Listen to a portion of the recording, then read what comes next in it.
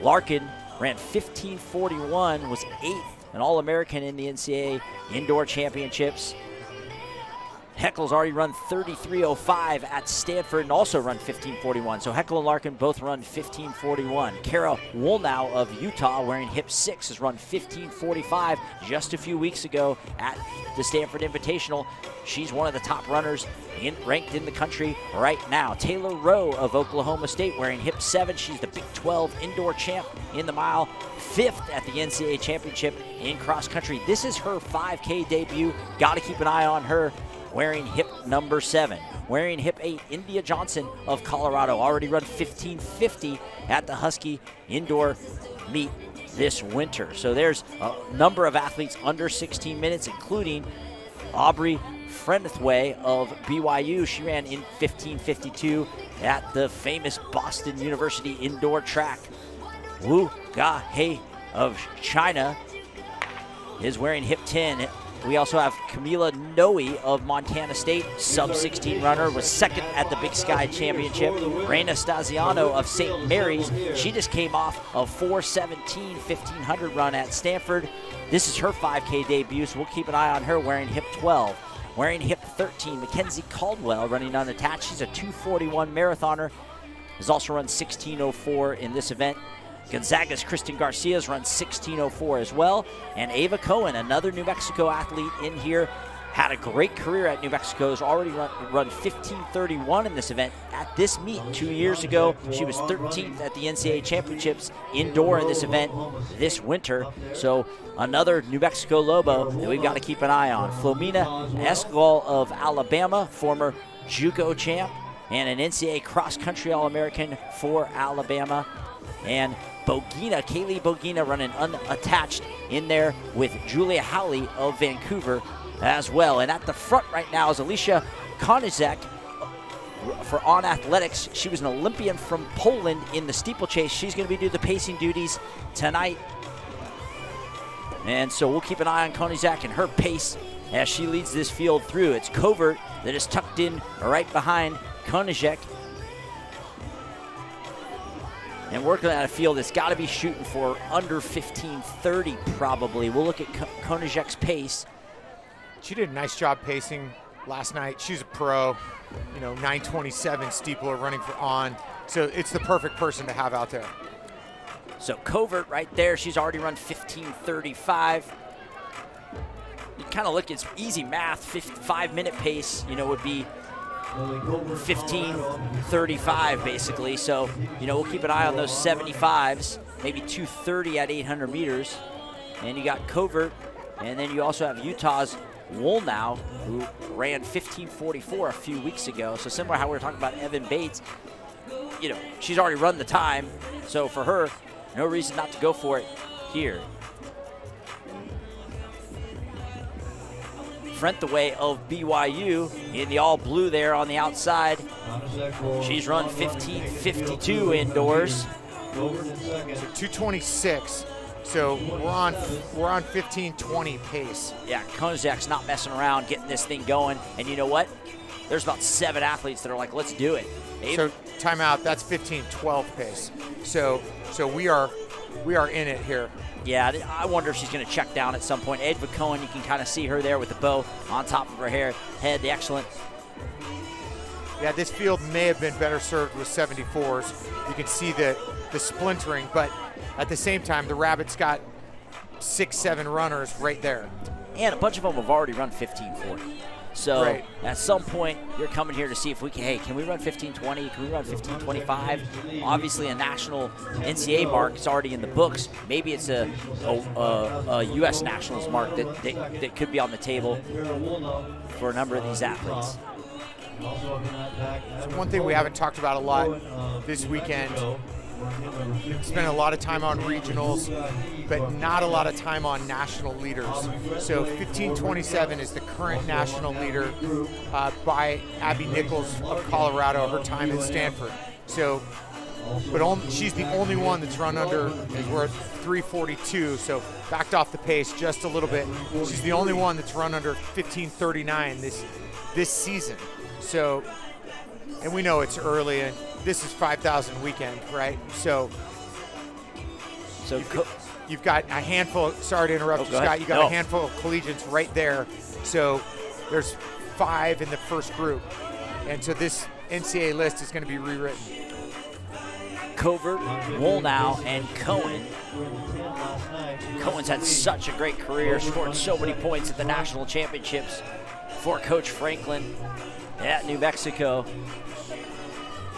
in a variety of different events.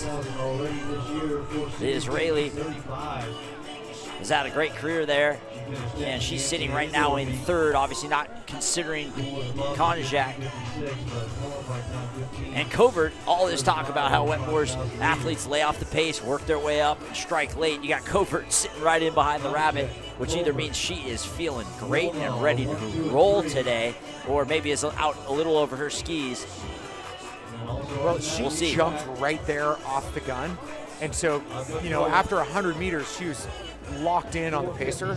So maybe that's part of the plan. And, you know, they knew there was pacer, right? So tactics kind of out the window. So if she knows she's ready to run 15:20, why mess around? You know, just get right there. So that's exciting to see her right there, because that indicates that she obviously feels her form is there. You got another New Mexico Lobo back there with in the white top. That's Gracelyn Larkin. She ran 15:41, was an All-American indoors for the Lobos. And right now, Frenthaway might be second-guessing this fast early pace from BYU. What a great program they have there at BYU. NCAA cross-country champions for Coach Diljit Taylor. Frenthaway, a big part of that squad. And here she is. She already has a 15:52 indoors, trying to notch a mark similar to that outdoors, but she is kind of maybe committed to this really hot pace, and I wonder for her if she's overcommitted at this point. And maybe needs to check down and kind of find that right rhythm that works for her. So if Konjak can take these ladies through 3K, that's really going to set up for something special.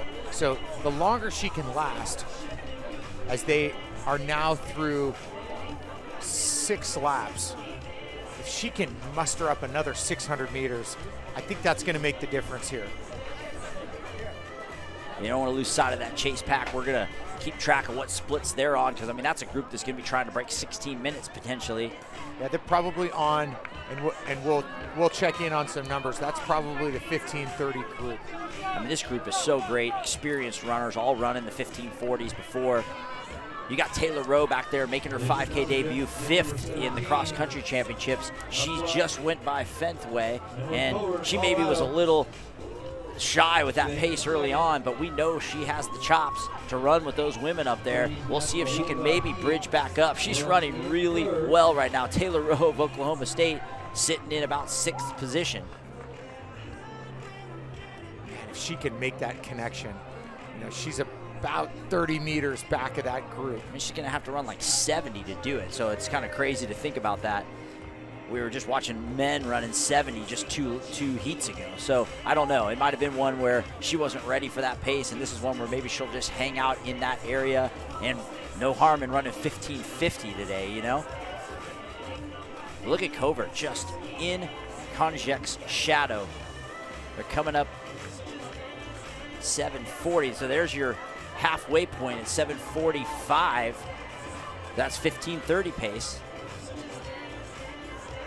And you got 5 women right there at 15:30 pace. So Konjak takes him through halfway. She slides wide, and Covert, without missing a beat, just moves right up. I'm super impressed with Emily Covert right now. I know she ran 15:35 indoors, so she's in form, but she has not been shy at all about being right on the Olympians' heels, and now she's the one driving the train. You can see Wu Gahe of China. She just came over and ran 4:22 as a little tune-up in Tucson a few weeks ago, and now here she is testing her mettle at 5,000 meters. Here comes Grace Larkin. And Taylor Rowe has caught that group. This is ridiculous right now. Taylor Rowe is absolutely rolling. Taylor Rowe, I don't know why she wouldn't here. I don't know why she wouldn't just roll right through this group. She's running like 70s just to catch them. So a quick look at the Colorado all-time list. 5 women have run under 15:30 for the Buffaloes outdoors at 5,000 meters. So, and they're all names that you know, Scott. They're all names that we all know, most of them at least. And we're going to be adding one to that list tonight. And look at the two Lobos still working together, Cohen and Larkin. I'm like almost like the chief of the Taylor Rowe fan club right now. I just can't believe, I mean, this is someone who has obviously run well at the mile, was 5th in cross country, so you knew a good 5K was going to be there, but she lays off an early pace and then just comes storming up to this group and now just tucks right inside of Covert's pocket and looking like she's just licking her chops, ready to go. This is phenomenal running from Taylor Rowe. So looking at pacing, 9:17 for our leaders. They're on 15:30 pace. We indicated that halfway. So, and then we've got, you know, smaller groups in the 100 meters behind these ladies, multiple groups that are all on sub-16 pace. So they were sub 10 minutes there at 3,200 meters. So that makes sense. That means that Rowe just ran probably a sub 5-minute mile to get up to that group. After those first 4 laps, she might have run 4:50 to 4:55. So it just picked up, we had one, you know, our third group was at 10:15, and that's right on 16-minute pace. Rowe and Covert. Taylor Rowe, I want to say it's a coming out party, but she was 5th at the NCAA Cross Country Championships. So we already know she's one of the best in the country, but this is a 5K debut for her, and she's going to debut in a big way. Covert has been steady Eddie right there. This is the race that we did not expect. Like we didn't expect somebody up to challenge. We kind of expected this train, right? Where they're going to run a certain pace and they're going to throw down in the last 600. They're bunched up, 6 athletes at 15:30 pace. I mean, let's not lose sight of, you know, Woolnow of Utah having the race of her life, just trying to hang on the back. And look at, here goes Rowe right now. Stop. She's done messing around. The Chinese athlete's going to try to respond, but Taylor Rowe is absolutely pouring it on a awesome field here and just turning them away. She was 6-7 seconds off the pace, caught them, and now is just putting them away like they're her B-team training partners. This is unbelievable. She's got 3 to go. Taylor Rowe could be a favorite to win the NCAA title with the way she's running right now. Yeah, this is just unbelievable the way that she is not only bridging that gap, which takes, we've talked about it all weekend, takes a ton of energy to bridge the gap. It's now over. I mean, she just blew the doors off this field. We went to a wide shot, and there's nobody in the picture. We got the athlete from China, Wu Ga-hei, and it wasn't like she just ran away from, you know, random. She just ran away from Covert and 2 stud Lobos in Heckel, All-Americans in Heckel and Cohen, and she's running away from them. She's at the top of the turn. I don't want to overstate this, but this is some phenomenal running, and the rest of the country is going to take note of this. And, you know, Courtney Wayman, some of these other runners, this is someone who could truly challenge for an NCAA championship. So going to be right on 13 minutes with 2 to go. Under 13 minutes with 2 to go. She's going to run 15:15. We're going to have to unpack some of these splits because with that slower first mile for her, her last 2 miles is going to be something out of this world. I mean, this isn't even compelling TV anymore. It's just us watching Taylor Rowe run away from what you would think is nobody, but it's actually multiple All-Americans, Emily Covert, Grace Larkin, Adva Cohen. I mean, and they're running great back there. They're going to run 15:30. Adva Cohen just started to pull ahead of Covert. And then there's Larkin, and Woolnow still hanging around back there.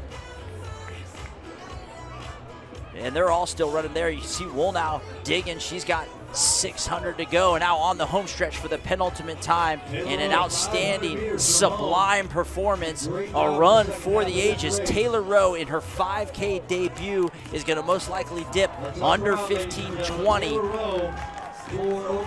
This is an instant classic. 14:10. Put it up on FloTrack. We've got an instant classic, and her name needs to be in all caps on the marquee. Taylor Rowe. A little between readers from home for Taylor Rowe, the sophomore for the Cowboys of Oklahoma State.